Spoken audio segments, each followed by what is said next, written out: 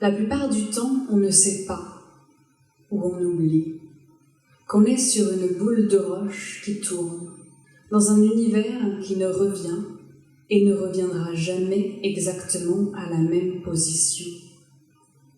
On nous apprend des schémas statiques, qu'année après année, la Terre et tous les astres, à la fin de leur révolution, reviendraient sagement et proprement à la même place, comme une danse qui s'accomplirait chaque fois à l'identique, s'élançant précisément d'un même mouvement, toujours d'un même geste, dans l'immensité de notre univers.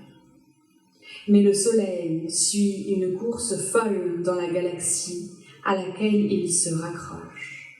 La Terre en fait de même en suivant cette étoile céleste selon une orbite, une inclinaison qui se décale subrepticement. Dans ce ciel qui nous semble parfois si opaque, tout l'univers trace en chaque instant chorégraphie nouvelle, pourtant perpétuelle, dans son expansion infinie. Confetti tournoyant dans l'univers, sur le bout de caillou qui nous tient lieu de planète, une pulsation de vie s'agite. Il s'entremêle, incessante interaction, tout le vivant.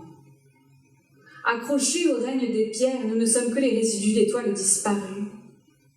Insouciants, dans notre frénésie, dans nos espaces-temps saturés, boursouflés, nous négligeons en chaque instant qui s'efface que nous ne sommes qu'un moment d'une histoire bien plus vaste.